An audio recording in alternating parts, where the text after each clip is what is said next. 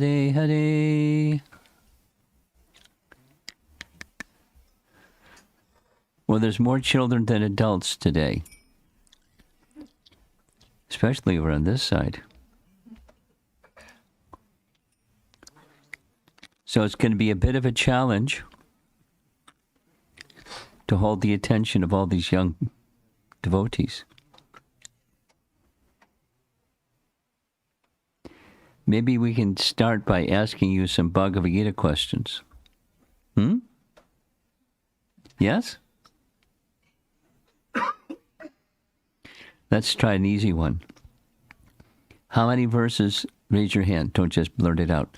How many verses are there in Bhagavad Gita? I saw your hand first. 700. Is he right? Yeah. You sure? Okay. How many chapters are there in Bhagavad Gita? Oh, I saw your hand first. 18. 18. And what is 6 plus 6 plus 6 equals? 18. So we were discussing the middle 6 chapters of Bhagavad Gita. And some of our acharyas describe these middle 6 chapters of Bhagavad Gita are very special because their focus is on bhakti. So if bhakti is in the center, this is you have to be a little good at guessing. What are the other two general categories of the yoga system? Children now, not adults yet. Bhakti is in the middle. And what are the other two systems of yoga that on either side? I see one hand. Anyone else? Think about it. Bhakti is in the middle. And then what's on the either two sides? Bhakti is independent, and the other two yoga systems are dependent on bhakti. He's very enthusiastic. Go ahead. Karma yoga and Gyan yoga. What do you think? Is that right? Okay. Okay, I'm going to ask you. What does karma yoga mean? You've heard of karma before, right? I've terrified you. Okay. What about your sister? What does karma yoga mean? Like the good deeds you do. You perform your prescribed duty and yoga. You offer the results to the Supreme. Karma yoga means work where you're detached from the results of the work. But when you work, there's results. So what do you do with the results if you're detached from the results? You throw them in the garbage? What do you do with the results?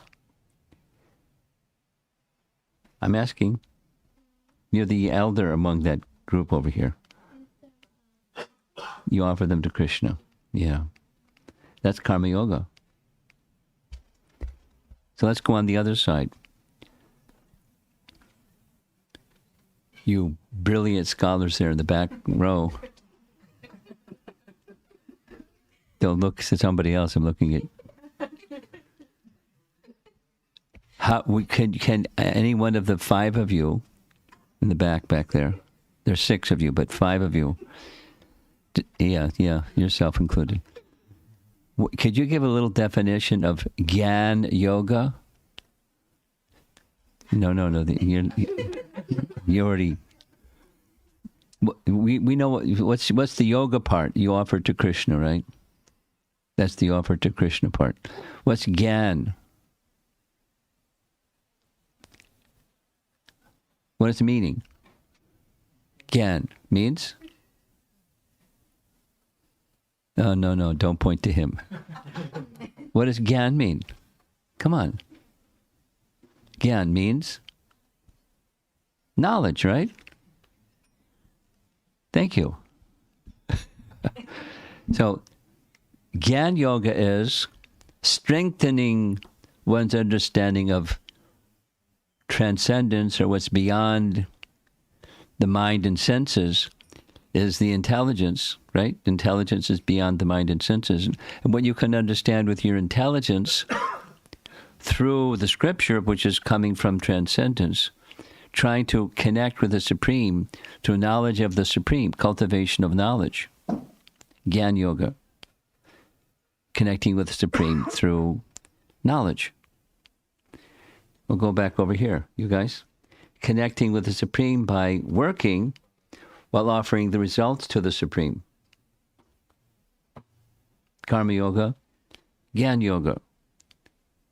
And right in the middle is Bhakti Yoga. I'm doing this because we've been discussing the middle 6 chapters of Bhagavad Gita, which focuses on Bhakti Yoga. Now, one can say, correctly, the whole of Bhagavad Gita is Bhakti Yoga. But we can also correctly say the first 6 chapters make some emphasis on work without attachment to the results of work by offering the results of your work to the Supreme. There's other things, of course, but there's an emphasis on that. Now over here, Gyan Yoga, more detailed knowledge. Tomorrow evening we're going to discuss the first verse of the next set, the last 6. We're going to discuss chapter 13. 1 through 6, 7 through 12, 13 through 18. So tomorrow evening we're going to discuss 13. And then the cherry on top of the cake is going to be the final instructions of Krishna in Bhagavad Gita. That's the plan.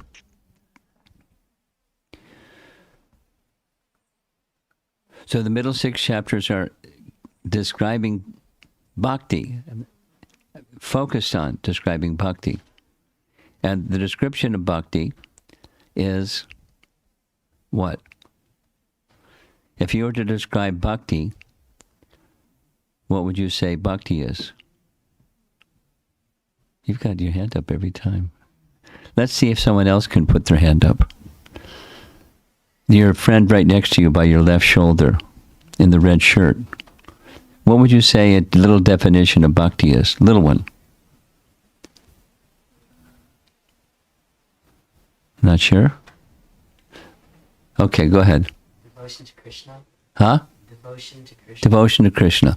So what are the different, there's 2 main parts of devotion to Krishna. It's what the mind does and what the body does. Because you can do things and your mind is out to lunch. And you can do where your mind is and your body is doing weird things. Or inert. Or just doing meditation. So devotion to Krishna, so rendering service to Krishna is something that the mind does and something the body does. Would you agree? Thank you. So the middle 6 chapters is focusing not just on the activities of devotion, but what the mind does. Because practicing, we're all practicing. A little bit, at least a little bit. But there's something that you do with your body, but there's also something very important in bhakti, and that's what your mind does.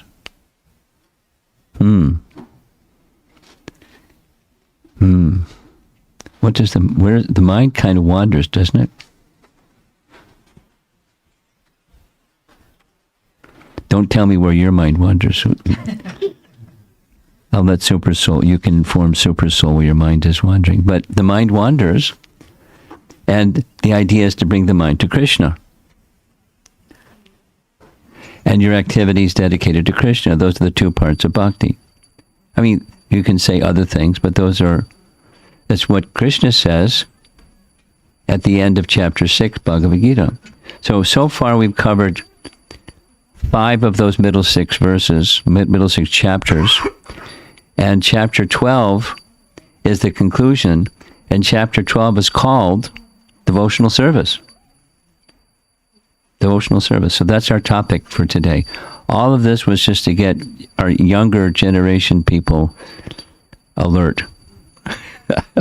Rather than, I'm bored, I want to go play or something. So you get a chance to hear chapter 12 of Bhagavad Gita.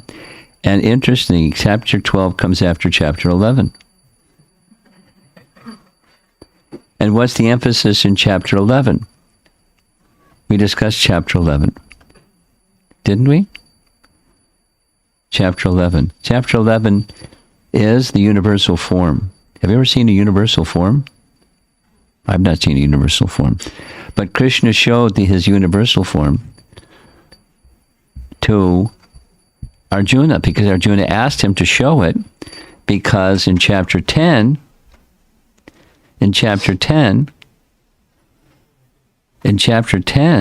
Krishna said, although I exist outside of everything, I also exist inside everything. So Arjuna wants to know, can you show me that form? Your form that exists within everything, while you're also simultaneously outside of everything? Can you show me that form? So Krishna shows him the form. And it's everything that exists in all directions in one place. Kind of overwhelming.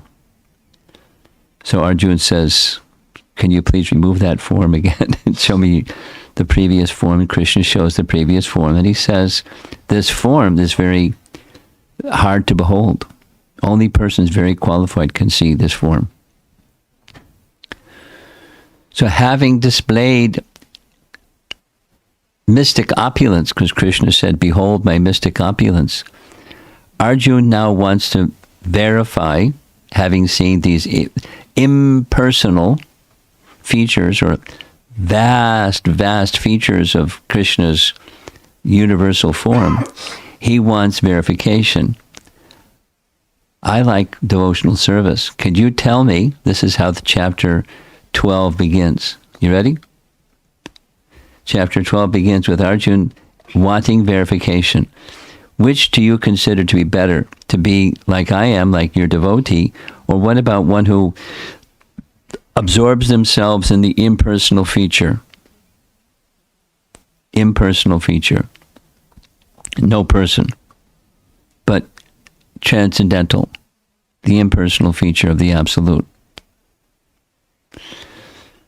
That's a good question, isn't it? So what does Krishna say?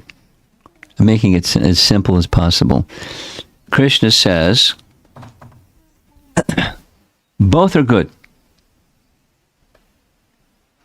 And both are good because it may take many lifetimes, because he said that in previous chapter.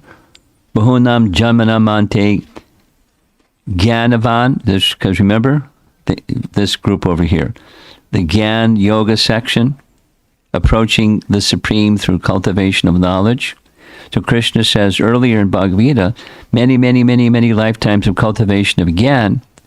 One may, rarely, of course one may not also, one may, see you later, one may come to the position of becoming a devotee.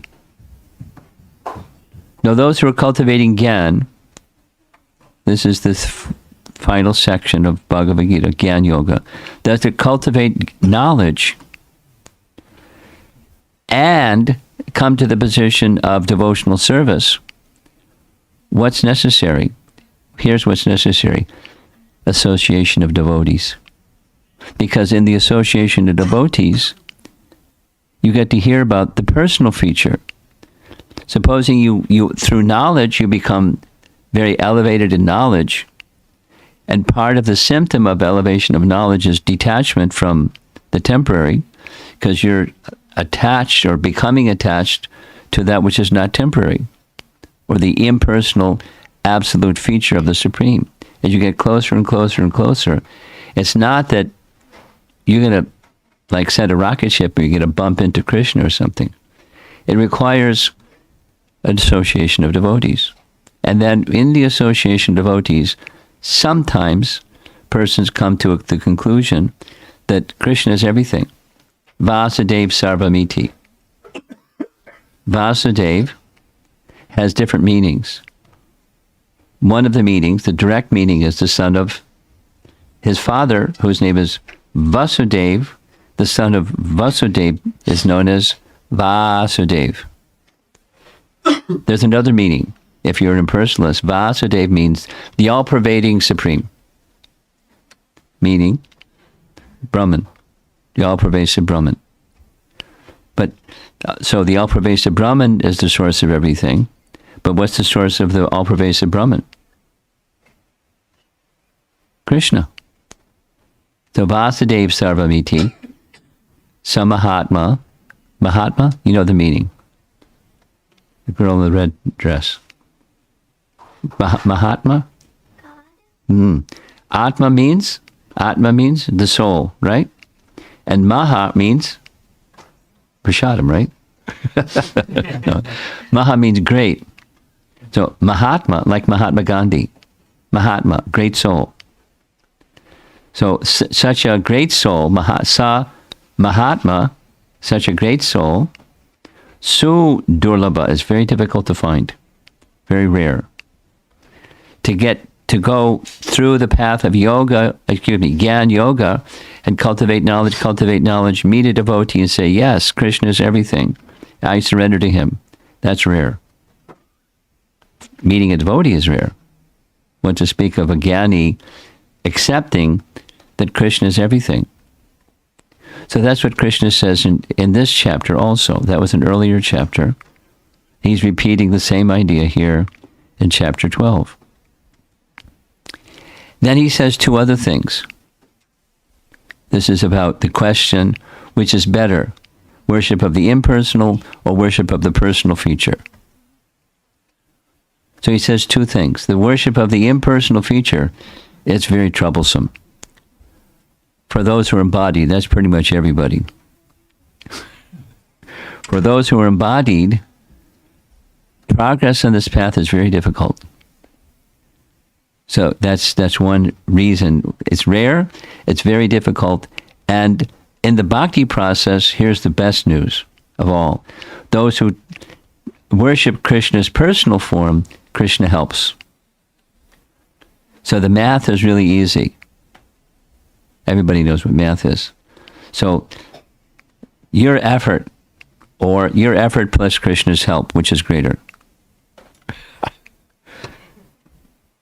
So he recommends take his help, and he extends his help when you ask for it. Supposing you don't ask for it, not only you don't ask for it, you say, you don't exist.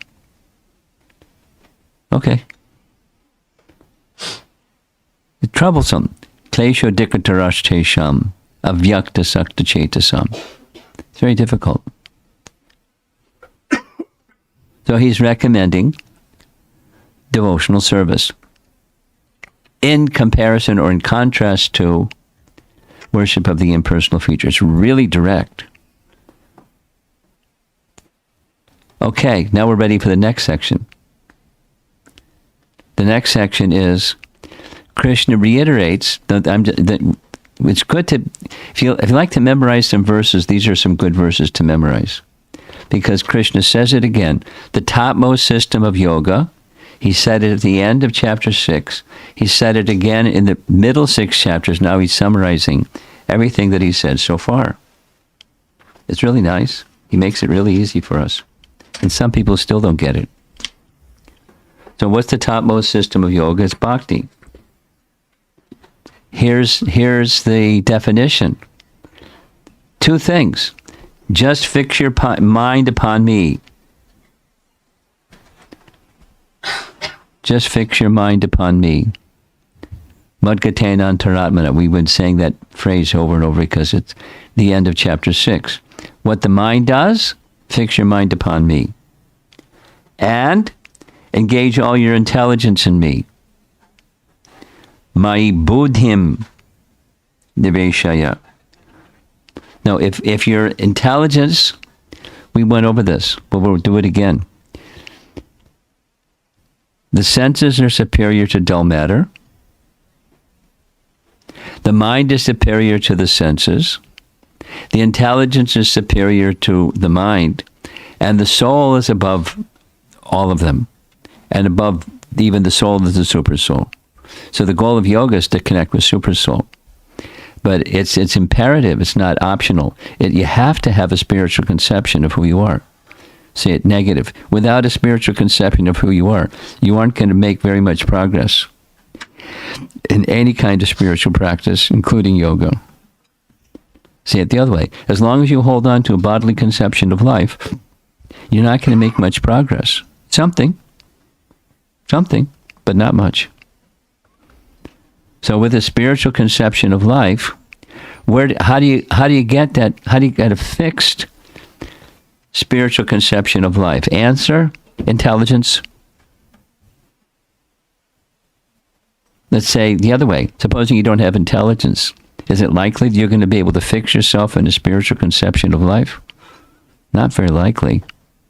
Not very likely. So where do you get intelligence from? Answer: super soul. That's nice. Now, we had this nice discussion. I hope you guys, the members here, can appreciate. Question: Does Krishna only give intelligence to devotees, or does Krishna give intelligence to not only non-devotees, but all living beings? I see your hand in the red shirt. All living beings. I agree with you. You agree? Here's Prabhupada's example. The cat wants the milk. The housewife is in the kitchen. The cat waits till the housewife leaves so she can jump up on the table and get the milk. Another example. There's a thief. It's dark of night, and he's prowling around. He'd like to steal. Super Soul says, "Not now. Here comes somebody." So he waits till somebody goes, now you go to steal. And the person inside is saying, somebody's trying to steal. So there's a competition for intelligence from the one who's protecting their property and the one who wants it. But intelligence comes from the super soul, even for non-devotees. The birds that fly south in the winter, where's that intelligence come from? Same place. All living entities receive intelligence. But then there's a special kind of intelligence. What's that one? The intelligence by which you can come to Krishna. Dadami bodhi yogam tam. What's the next phrase? Yena mam upayanti te. By which you can come to me. Krishna gives intelligence by which you can come to him. If Tesham satata yuktanam. You're a little determined. Dritavrata, determined to stay engaged with your body and with your mind. Then Krishna, within his service to Krishna, Krishna will give intelligence. Proportionate to, actually. Because sometimes not. Sometimes not. That's most of us. Sometimes not. We're more enthusiastic and then we're spaced out or complacent. So sometimes not. That's unsteady bhakti. But what Krishna is saying in this verse, this is perfection of yoga, perfection of bhakti yoga. Mind absorbed in me, intelligence fixed in me. Two things, and that means that what goes down here, the senses are also engaged in alignment with the intelligence in the mind. Thus you will live in me always. You will live in me always. Without a doubt. Na samshaya. Without a doubt. Great. That's the goal. Now supposing you're not there yet. What about me? I'm not there yet. So Krishna gives some direction to Arjuna and to us what to do if you're not there yet. Want to hear what he says? If you cannot fix your mind upon me without deviation, then follow the regular principles of bhakti yoga. In this way, you'll develop, at least the potential is, you will develop a desire to attain me. You develop a desire to attain by following the. So it's a sadhana, or it's following some rules because it'll help you become clean of consciousness. And when consciousness becomes clean, there's a desire to be connected to Krishna. And then comes the mind that's fixed and the intelligence that's always absorbed. So somebody might say, well, that sounds very nice, but not so easy for me. So what about me? What's my position? What should I do? Krishna then says, if you cannot practice the regulations of bhakti yoga, because some people have little difficulty, then we're going down the yoga ladder. We're going down to karma yoga. What's karma yoga say? What does karma yoga say? Perform your prescribed work and offer the results to Krishna, right? That's yoga. Karma yoga. Prescribed work and offering the results to Krishna. So if you cannot practice the regulations of bhakti yoga, then just try to work for me. For by working for me, you will come to the perfect state. It's not like mechanical, like a vending machine. It's not like that. But the potential is there.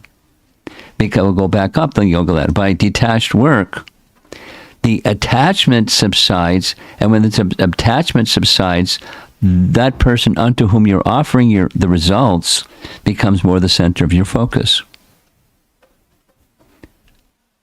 And then it becomes easier to follow the regulations of bhakti yoga, which then fixes the mind and intelligence in Krishna. Well, somebody might say that sounds nice, but I'm not there yet, so what should I do? There's hope. If, however, you are unable to work in this consciousness of me, what should you do? Be charitable. Do charity work. That's not like perfection, but it's something, some place to begin. And try to be self-situated. What does be self-situated? It doesn't mean be selfish. It means have some cultivation of understanding what's beyond the temporary. So we'll go back. Offer the results to Krishna, and if you can't offer the results to Krishna, then be in the mode of goodness, and in the mode of goodness, you do kind things and charity things, and you try to do that which is beneficial for others. Compassionate work. Be compassionate, and try to understand in a deeper sense. Try to understand. There's lots of literature out there, lots of people that are teaching these things. Not very clearly, but in any case, be self-situated. Know who you are beyond matter. I just came across something that I found very interesting, so I'll share with you. I'm looking at our younger set of people. There's 6 of you back here, and there's some number of you over here. You've heard of science, right? You've heard of rocket ships? You know who's one of the first ones that built a rocket ship? He's a German. Name is Werner von Braun. You heard his name? Anybody back here? Werner von Braun. Werner von Braun wrote a book saying, in essence, keeping it simple, the further and further and further I go with my experimentation and fact-finding in scientific research, I've concluded that life is eternal. And he wrote a book about it, or at least an essay about it. And that essay is in another book. So somebody that's interested, I'll send to Dayasindu the quote and the reference that the book is found in. The reference in which that reference is found in a book that concludes his writing. So it's possible, it's kind of unusual, But for a very advanced scientist that's discovering things that are, normal people don't have the brain power to understand, he's reached the conclusion, life is eternal. And there's many other things that he has to say about that topic. But material nature is also eternal. And he goes through its manifest and unmanifest stages, and he's a very thoughtful person. So try to be self-situated means that we're existing eternally. Minimally. We're existing eternally. And be charitable. And if you do that, it'll help you do karma yoga nicely. And do that nicely, it'll help you become inclined to follow the regulations of bhakti yoga. You do that, and help you fix your mind and intelligence in Krishna. So that's the ladder. It went down the ladder, because it's very clear.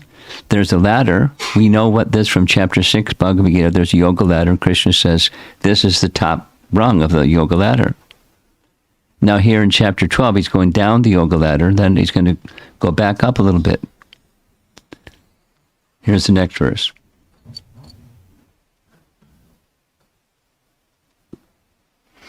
If you cannot do this, then cultivate knowledge.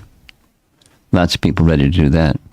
No, what they're cultivating is not knowledge. They're cultivating information and avidya. But cultivate knowledge. Better than knowledge. So knowledge is gyan. Our younger group over here. Gyan. Cultivate gyan. Now the teaching of bhakti, the teaching of Lord Brahma, Jnane prayasa udapasya. You've heard that phrase before? It's in Brahma's prayers. We touched on it yesterday evening at the temple. Jnane prayasa udapasya means to udapasya, discard. The prayasa, the endeavor to cultivate knowledge. Now look at this. Here Krishna is saying, if you can't do this, then at least cultivate knowledge, but go beyond that. Jnane prayasa udapasya. And what do you do instead? Namanta eva. Namanta is the same as namaste or nama om. It's offering obeisances. Namanta eva. Offer your obeisances to Krishna. Giving up the speculative tendency. But if you can't do any of these, so cultivate knowledge. Better than knowledge, however, is when the mind is fixed through the process of meditation. Dhyan. Right? Chapter 6. Dhyan.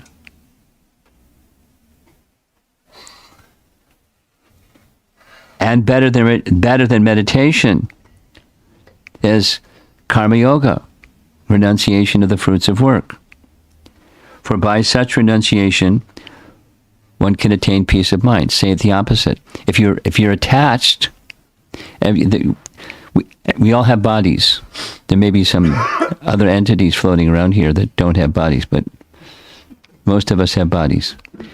And as long as we have bodies, and there's a soul inside, then we're going to do something, because the soul animates the body. And when you do something, there's the fruit of what you do. And as long as there's attachment to the fruits of what you do, the mind is disturbed. Noticed? Mind sometimes becomes disturbed.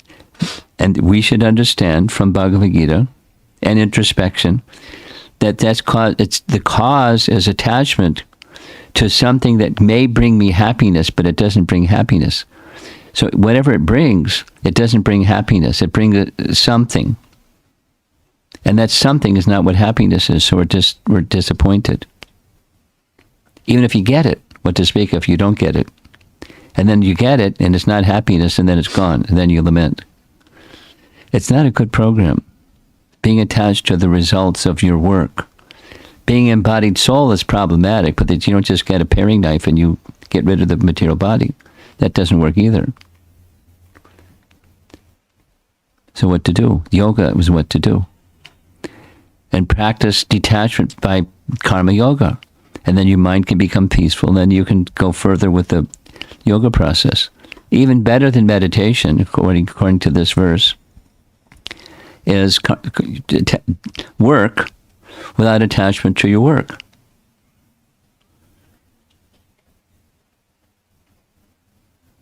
When does school resume? Tomorrow? When do you have to go back to school? Okay. Yes? For some it's tomorrow. Some's tomorrow. Some it's next week. Day after tomorrow. Okay. So supposing you're sitting in the classroom tomorrow or the day after tomorrow, and you look at your teacher and you say, you know what? I'm detached. I sat in the Bhagavad Gita class, and you know what? I'm not going to endeavor for results. I'm detached. That doesn't mean do nothing. You don't become a blob. You do something, but the results are offered to Krishna. Even in the classroom or in anything. In the workplace, in the kitchen, in the marketplace, in the traffic, the result is up to Krishna. And you offer the results up to Krishna. And you accept the result that comes from Krishna as Krishna's mercy, whatever that is. Now you make choices as you're moving along, but it's the work that you do should be with offering the results unto Krishna. So now we're going to try to end the chapter. The last section of chapter 12 is Krishna is going to describe something really sweet. He's going to describe how Krishna's got a big warehouse. And in his warehouse is good qualities. And those who are his devotees, those who are Krishna's devotees, he decorates his devotees with good qualities. And they're because they're resting upon Krishna's mercy, they stay. There's the other kind of quality, and that's the reflection of a good quality. What's a reflection of a good quality? Here's a very simple example. Supposing here's a mirror, and supposing here's an apple. And when you look in the mirror, you can see the reflection of the apple. So it looks just like an apple. But there's no substance in the reflection. And all you have to do is turn the mirror a little bit, and the reflection's gone. There goes the apple. It wasn't substantial. It looked like the real thing. Looks just like the real thing because it's a good mirror. But it's insubstantial and it's impermanent, both. So quality is something that's substantial and it's not impermanent. And Krishna has a warehouse of good qualities that he decorates his devotees with. When he sees that they actually are of the character that he has described or so far in these middle 6 chapters of Bhagavad Gita, Krishna decorates his devotees. And when Krishna decorates his devotees with good qualities, Krishna smiles. This is very nice. You follow? Qualities come from Krishna. And Krishna smiles when he sees how he's decorated his devotees with nice qualities. And the devotees come before Krishna not with pride. Hey, look at my good quality. They go before Krishna saying, you're so kind. I'm unqualified, but you've decorated me with some quality. And now I can do well in my scholastic work. I can do well in my math class. I can do well in my geometry class. I can do well in whatever your classes are. The ability comes from Krishna. Qualities come from Krishna. And if you're trying to do what you do for Krishna, then Krishna will decorate you with qualities. And you'll become superlative. What to speak of, like Werner von Braun, if he had met Prabhupada, he would have been a great devotee. He didn't get that good fortune, at least in that lifetime. So I'm going to read. This is qualities decorating the devotee. One who is not envious, but is a kind friend to all living entities, who does not think himself a proprietor and is free from false ego, who is equal both in happiness and distress, who is tolerant, always satisfied, self-controlled, and engaged in devotional service with determination.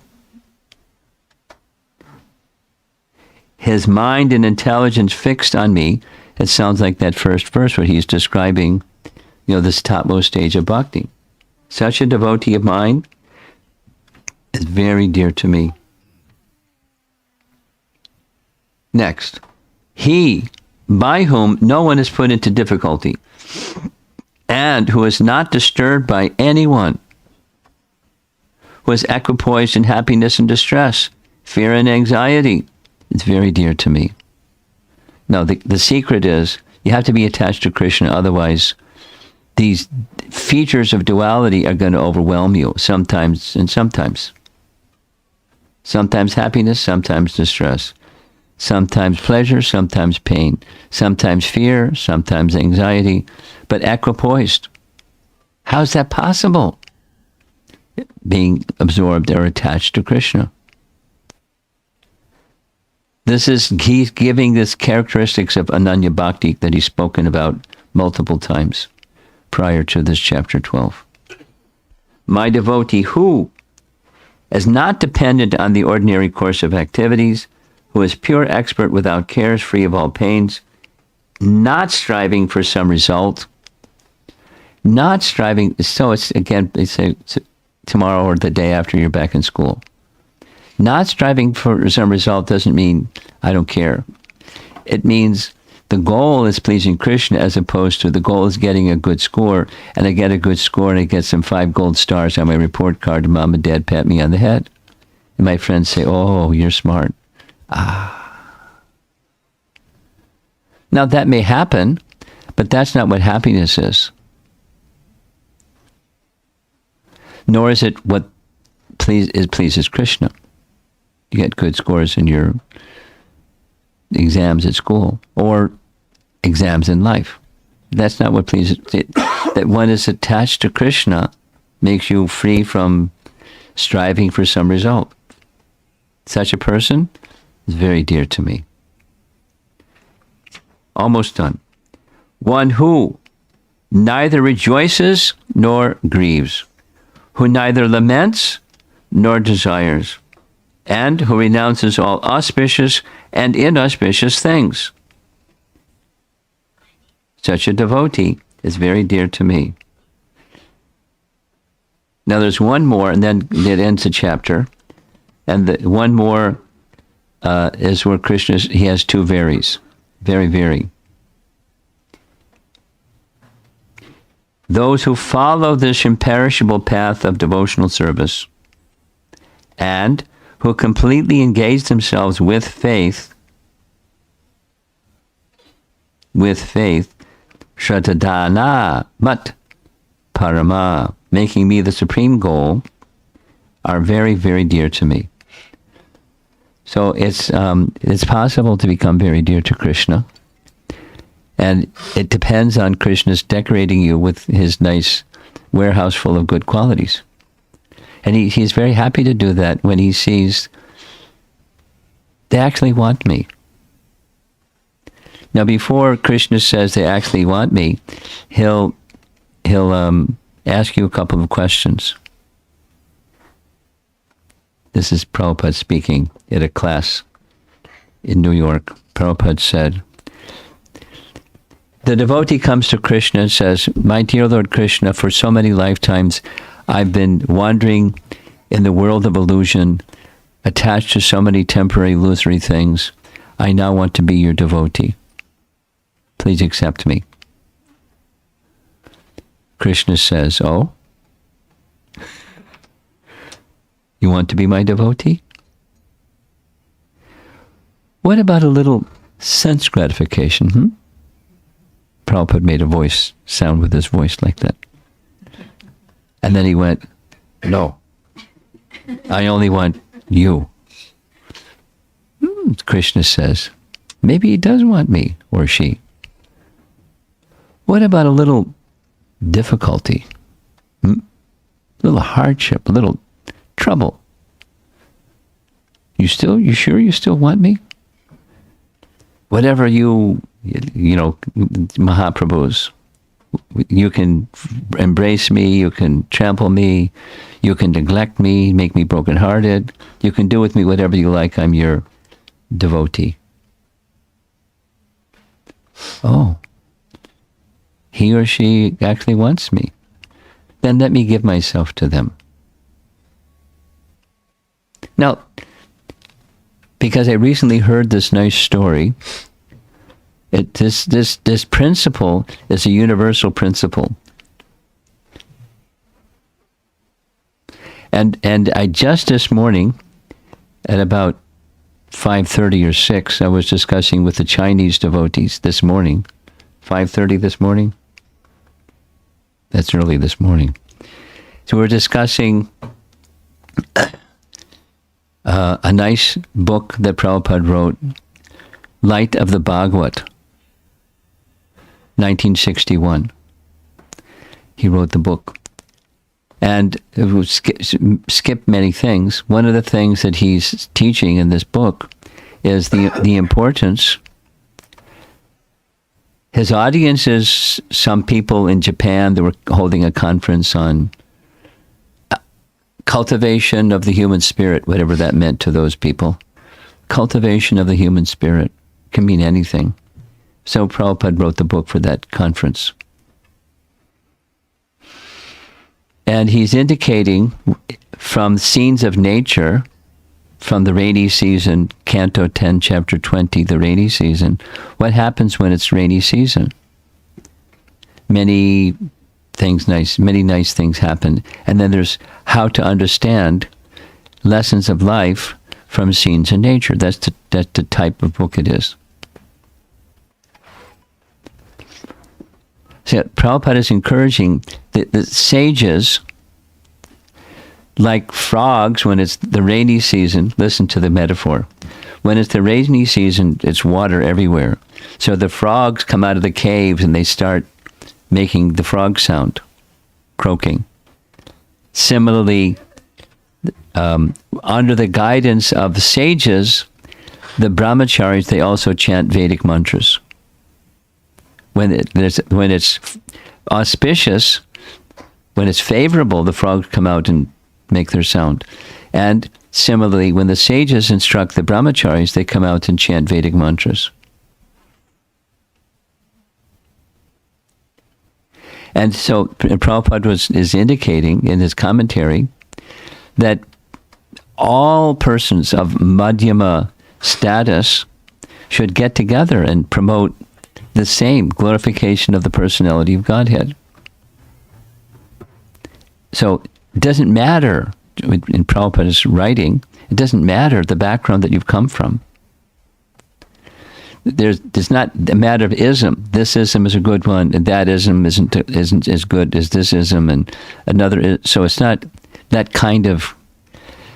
Prabhupada was encouraging God consciousness, or the principles of Bhagavad Gita, similes, encouraging God consciousness. So in that context, I heard a nice story. I've told this story already, but I'll say it again. It's a nice story.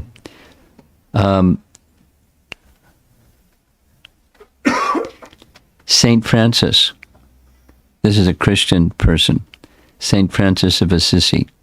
He was very, very elevated person. And he lived a life of seclusion, mainly. He lived in a monastery for monks, but he also lived under trees, and he lived a very, very, very simple life, like our Goswamis. And he had one assistant whose name was Leo, and Leo kept careful notes about his interactions with St. Francis. So one time St. Francis was really ill, like really ill. And Leo couldn't bear it.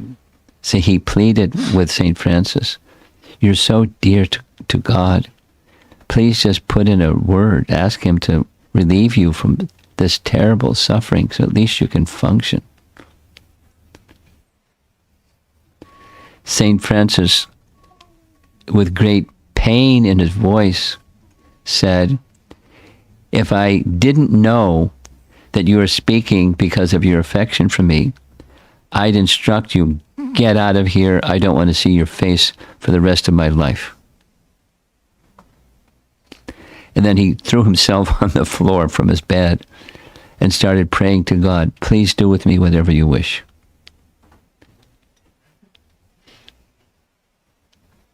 To instruct. That's his heart, but to also instruct Leo, and that means to instruct us. So my point in telling this story is it's not unique to followers of Bhagavad Gita, because Bhagavad Gita isn't a sectarian teaching. It's a, you can say, spiritual teaching or God-conscious teaching or Bhagavad bhakti teaching. It's that the principles are universal. So we should be encouraged. Prabhupada was encouraging the reader in light of the Bhagavad. I mentioned this this morning. Raghunath Das Goswami included this in his Manashiksha. Manashiksha is a text that teaches how to come to the stage of Raga Bhakti. Raga Bhakti is like way up there. How to get to that stage includes what I just said. Having respect and making friendships with, and exactly what Prabhupada was doing in this light of the Bhagavad. And I'm bringing it in so we don't get a sectarian idea that our ism is the good ism, and then there are people that have access to it also.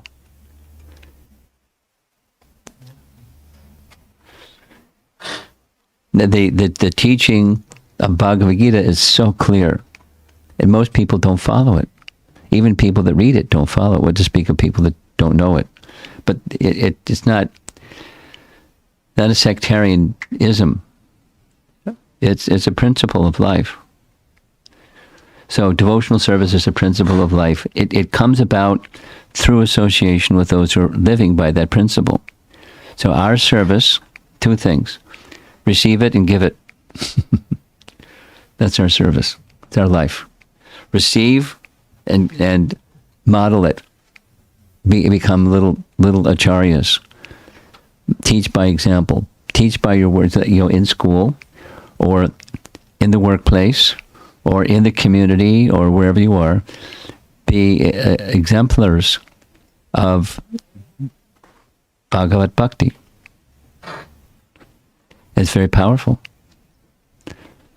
The more that's done, the more the consciousness that's become darkened by the age of Kali can become brightened and lifted.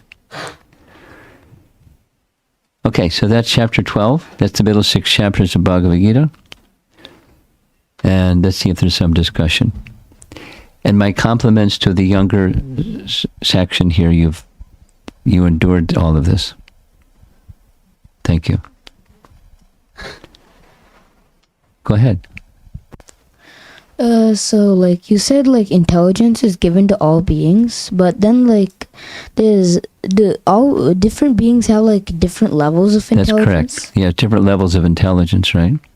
Like, is it just like among species, or is it like among humans too? People have different levels of intelligence. Spiritual intelligence is almost universally available to the human species. You can Prabhupada explains this. In a circus, they can train animals to do stuff. Jump through hoops and dance and, all kinds of things. Behaviors can be trained, but God consciousness is not accessible for the animals.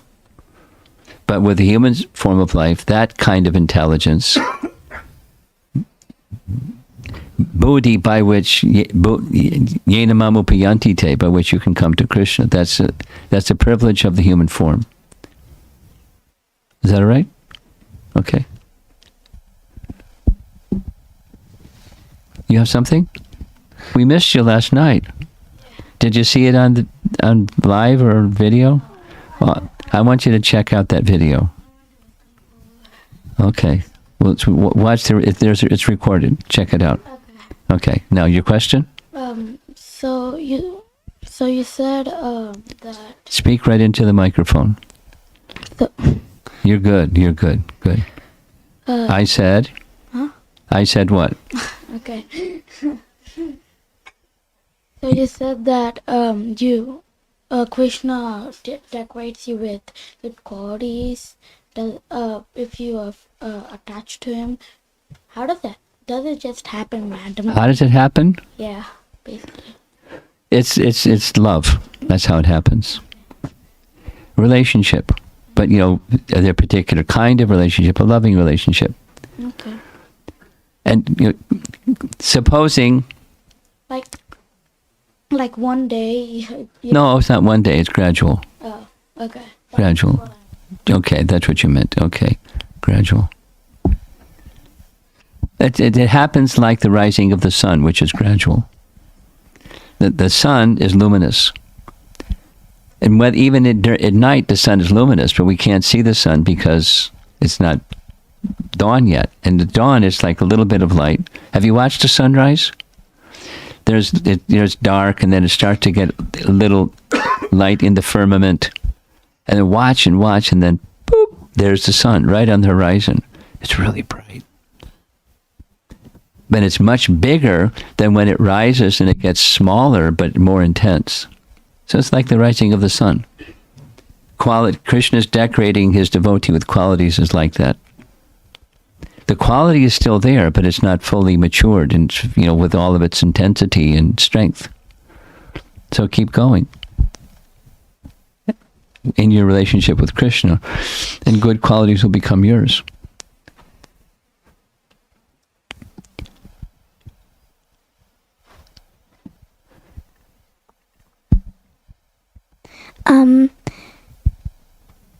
So you said that like San Francis, like he when he was really ill, Yeah. he did not want to get better. It's not that he didn't want to get better.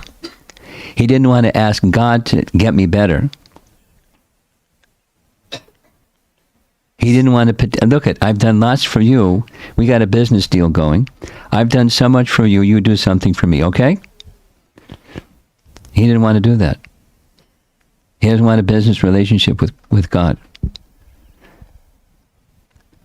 He wanted to get better, but it's up to Krishna whether he'll get better or not.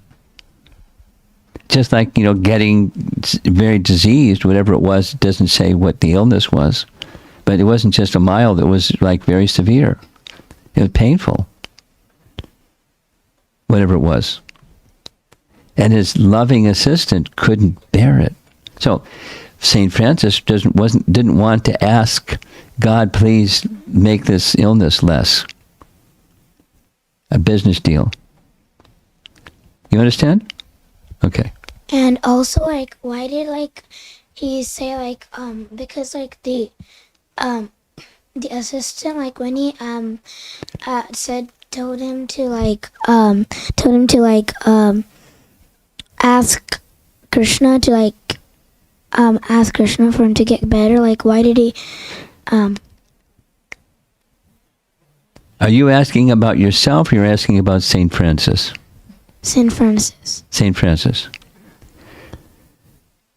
His response to your question is, you please do with me what you like. I'm yours. Mahaprabhu's teaching, isn't it? Same teaching. And the spirit of the teaching is the teaching. So he embraced the spirit, although he had no association with Mahaprabhu. He had the same spirit. So we can learn from these elevated persons. They're teaching us by their example.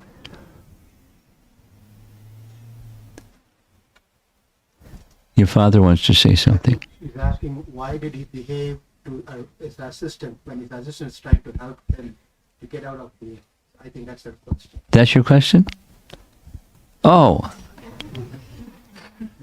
Father knows best. Okay. Well, two things. He had a mood, and he had affection. His mood, St. Francis's mood was, please don't ask me to ask God for something. Please don't ask me to ask God for something. Please don't do that. And also, St. Francis, wanted to teach Leo. Now, it was extreme. If I didn't know that you're speaking out of your affection for me, I wouldn't allow you to be in such close proximity. But he was teaching. So he threw himself on the ground and offered his prayer. Na danam, na janam, na sundarim. You know the verse, right? Ahaituki bhakti. He wanted undivided, unmixed, unmotivated devotional service. So that's why he was acting towards Leo the way that he did. Instruction. He had a mood, and it was also instructive. So guess what? Leo never again did that. He understood the mood of St. Francis. He doesn't want me to ask God to be in a business deal with him. He doesn't want me to do that. Thank you. Okay.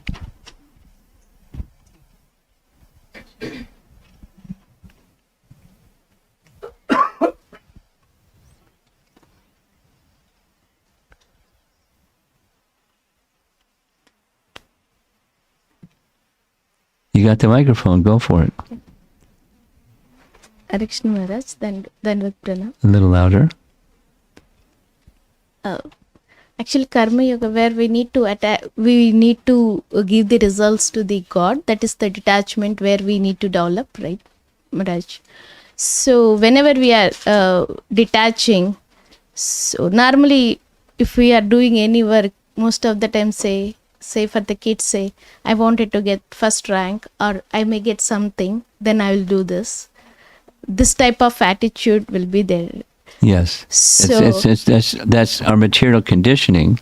It doesn't have to be there, but that's our material conditioning. yeah, normally that is the way Yes. of most of us, Yes. the way of the work. Yeah. Now we are not worried about those results, then where we are getting that motivation, maybe some tips to have the people to do the work. Because if suppose, okay, What's the impetus to go beyond that material conditioning is your question, yes? Sadhu Sangha.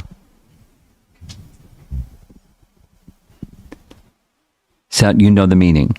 Association with those who are beyond that tendency, or are moving strongly beyond that tendency, and get their association. What happens when you're in that association? What happens when you stand near a fire? You get warm. Through association, you develop qualities like those with whom you associate. It's a teaching in Bhagavad Gita. Sangat sanjayate kama. Prabhupada refers to that phrase from Bhagavad Gita. say as a grahastha, I need to do some of the work. Suppose The advice isn't stop your work. It's adjust the consciousness behind. And how do you adjust the consciousness behind? Sadhu Sangha. And one of the points of emphasis that I've made 4 times, well, now that you're inviting me to say it the 5th time, it's by sound. By hearing. By hearing from the right source, and that's sound, and then seeing nice examples. Here's what it looks like. Let me give you a little example. I was expecting. Can you give an example? You can read about ideal household life. That's nice. Then you know what what at least what the book says. And then supposing you meet an ideal household couple. Oh, that's what it looks like. And that's like you don't imitate or make a carbon copy, but you understand this is inspirational. Let me move in this direction.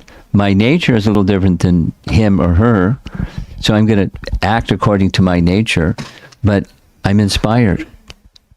And then, look, here's another ideal household couple. And then you see there's, like in this vase, Prabhupada's example.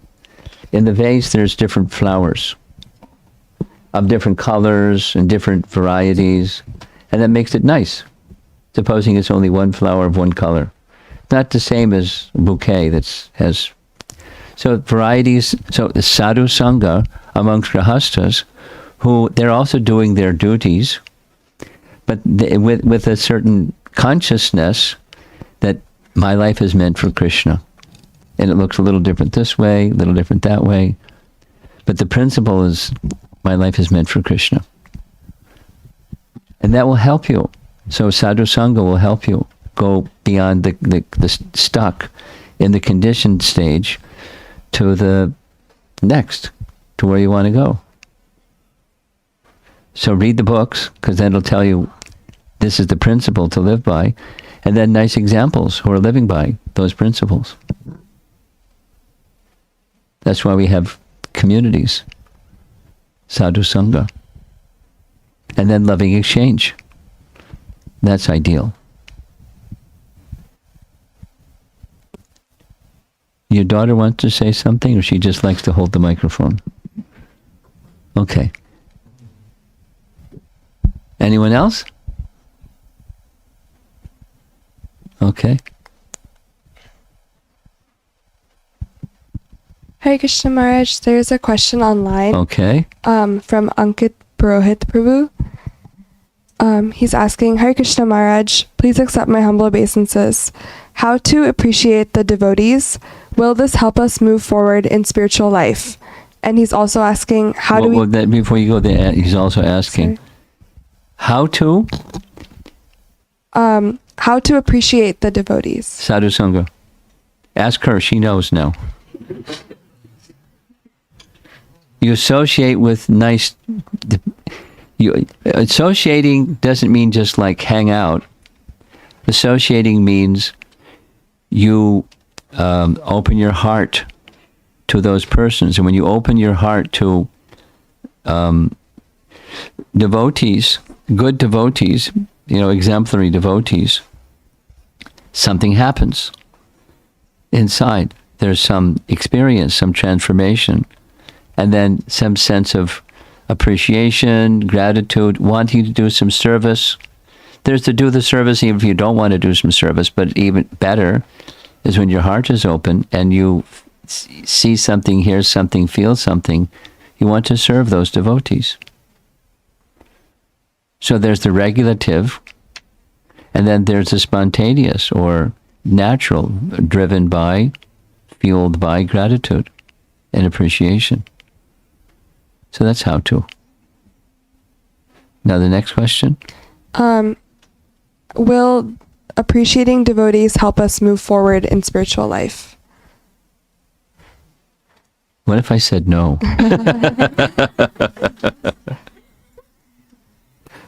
Of course. Of course. But then the appreciation goes beyond just smiling. It's you do something. What's meaningful to serve the devotees that you're feeling some appreciation for. So whatever the answer to that question is, and if you're not sure, you can ask someone who's guiding you in your Krishna consciousness, ask some senior devotee, what can I do to demonstrate, to display my feelings of appreciation for this devotee or devotees or something? And you take some guidance, and then you move in that direction, and then you get some realization. That's loving exchange, at least the seed of loving exchange. He has another question, Maharaj. Okay. How to keep on moving forward in spiritual life? Don't become complacent. What does that mean? It just the question reminds me of something that Prabhupada said. in spiritual life, you're either progressing or regressing. There's no standing still. Then he gave the example. Supposing you're in a river, and the river is moving swiftly downstream. You have to move swiftly upstream, or you're going downstream. Become complacent, and you're going downstream. So how to continue to make progress is you make efforts, and not sometimes and sometimes not. Because just the sometimes not is when you start going downstream again. Don't be complacent. Particularly in relation to the holy name and the Vaishnavas. Don't be complacent. Just this morning, one of my godbrothers sent me a nice quote from Bhaktivinoda Thakur. Let me see if I can find it. I'll just read it to you quickly.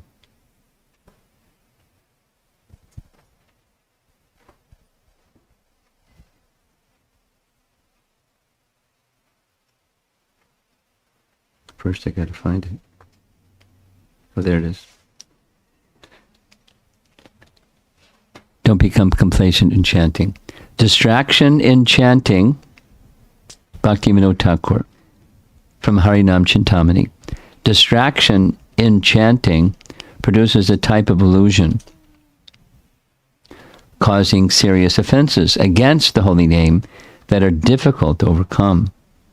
This illusion leads to craving for wealth, women, position, success, and cheating. When these material attractions cover the heart, one loses interest in chanting the holy name. Anything else online? No more. Okay, anything else in the room? Yes?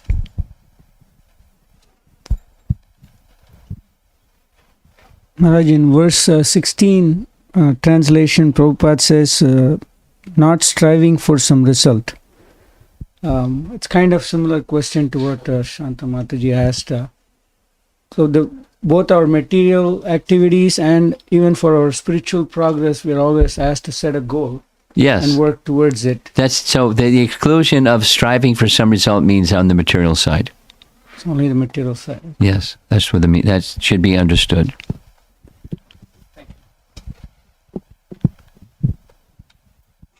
So what's the spiritual desire? What's on this result that's on the spiritual side? Go ahead, give the phone. It's not wanting something from Krishna, but wanting to do something for Krishna. That's a spiritual result. So Maharaj, the chapter is so nice. It flows very well. Tells us, the nice. Whatever Krishna says is all good. But when we are dealing in the daily life, there are things that I am unable to decide which work is the right kind of work. Is it out of attachment I'm doing that work, or I'm not looking at the fruit, but I'm unable to decide whether it is right for me to do that. I feel like it is my responsibility, but I don't know if there is a different approach to it. Okay. I'm specifically talking in terms of like kids. Okay. Well, first of all, congratulations. You're introspective. And that's a good start.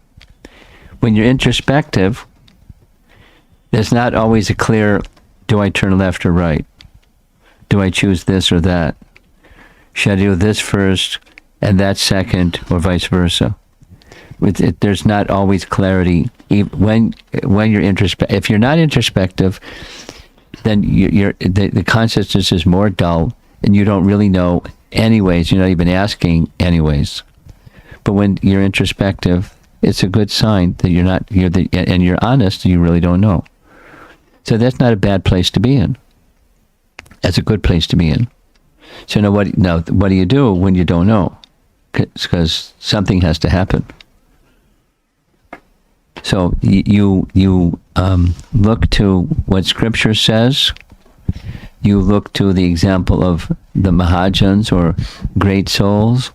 You look to those who you have some knowledge of as today's world devotees that are good examples. They're persons of integrity and honesty and simplicity, and they're striving at least.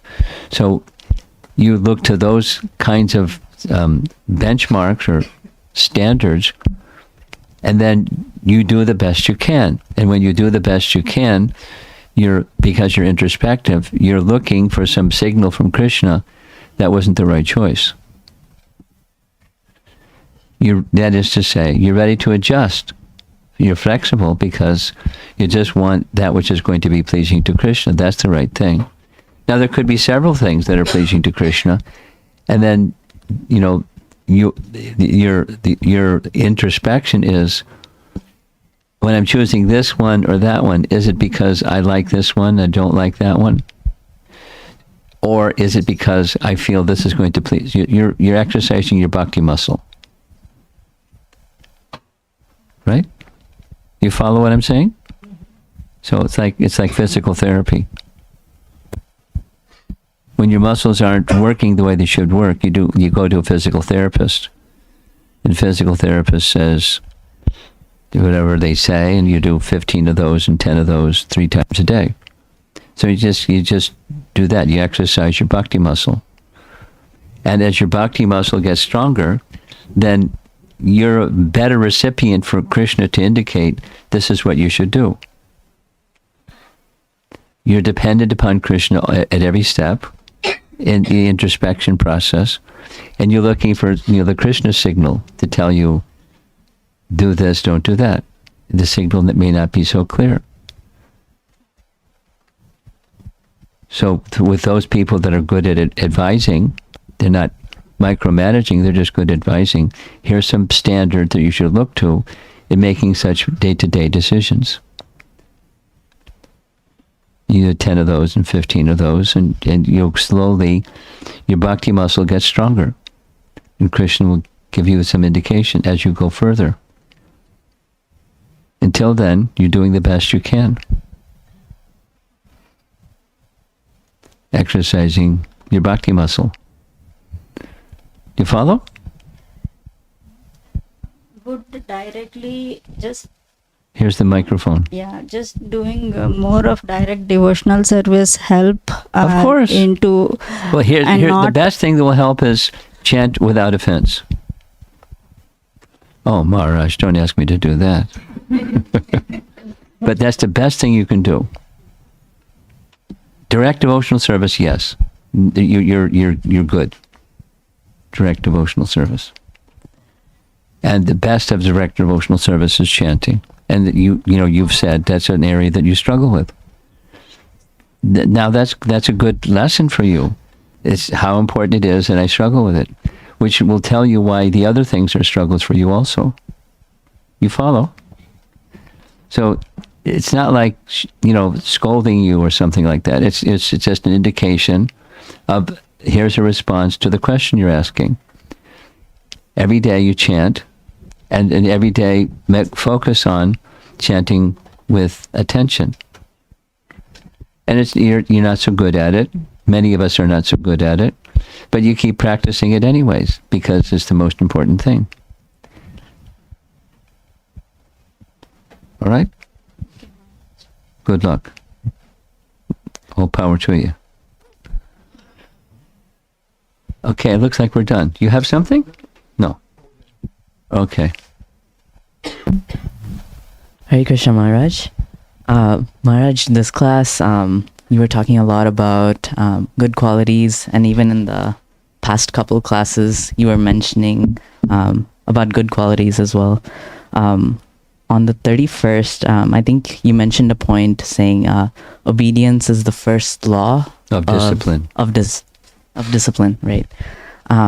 I was hoping if you could describe a little more, comment more on the word obedience, because many times nowadays, especially our generation, when we hear obedience, we think of exactly. Yes. I'm going the other direction. Correct. Or something as if like we're just blindly listening to someone else, or there's a lot of emphasis now on trying to be like Do the your own thing. Yes, yes, Maharaj. Discover for yourself what's meaningful to you and then do that. Yes. That's okay. That's a type of introspection. It doesn't have to be a rebellious introspection, but it's a type of introspection.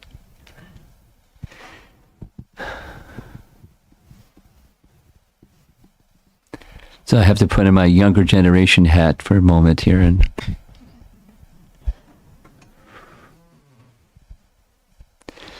here's what it doesn't mean, and then we can say what it does mean. What it doesn't mean is you turn your intelligence to the opposition, and you become a blind follower, because obedience is the first law of discipline. That's what it doesn't mean.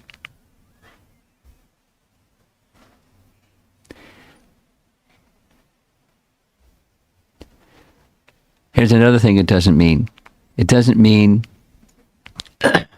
here's an ism, and somebody came up with this ism, and so because somebody came up with this ism and they're charismatic, or they're demanding or something like that, or they promise good stuff, so I just become obedient because they're charismatic or demanding or they promise good stuff. That's not what obedience means. Dharmam hi sakshat. So the principles of Dharma, just like in Prabhupada's example, law. I gave this example the other day. There may be some younger generation people that want to drive and they don't have a driver's license yet. So they could say, look, I'm going to drive. Pull over, buddy. Let me see your license. What? No license? You're breaking the law. So the law is, you comply with law because it comes from government. And there's laws of nature that come from God. And we just acknowledge there's laws of nature. Now, I have my own nature that's largely influenced by the modes. Now, how do I regulate those modes in such a way it'll lead to becoming freer from the lower modes and more towards the higher modes? So I want to do it my own way. Well, that's not how it's going to happen.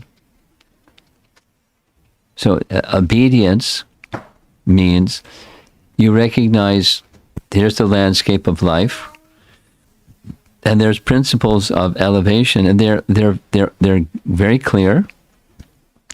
I can have a self-styled approach to those principles of elevation, but it doesn't change the principles of elevation.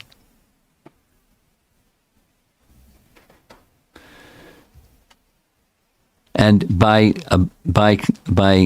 making a decision, not a blind one, so here's obedience, what is, I recognize there's laws of nature and principles by which one can elevate oneself from the unnecessary struggle with darkness of ignorance, and recognize there is light, and then we move towards the light. And I'm going to still be who I am, but I'm acknowledging there's principles of elevation of consciousness, how to live by that. That's obedience, and that makes one a disciplined person.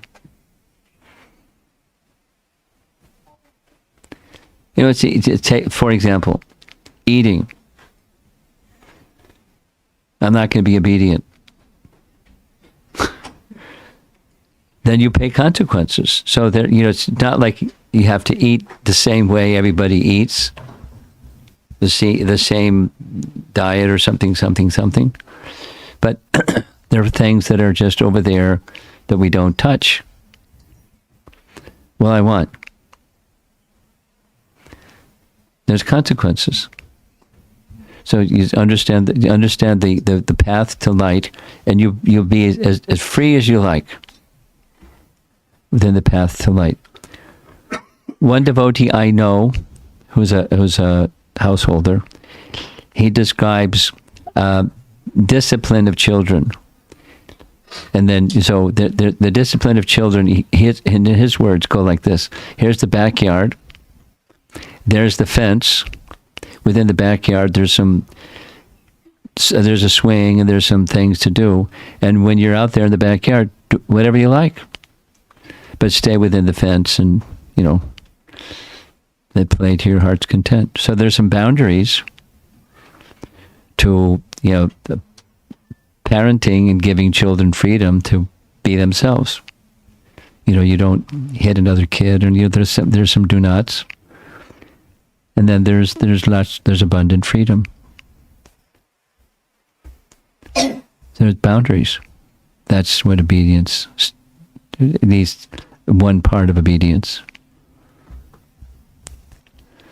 There's a lot more to say on that, but I think that's a good beginning. I think we're ready to end.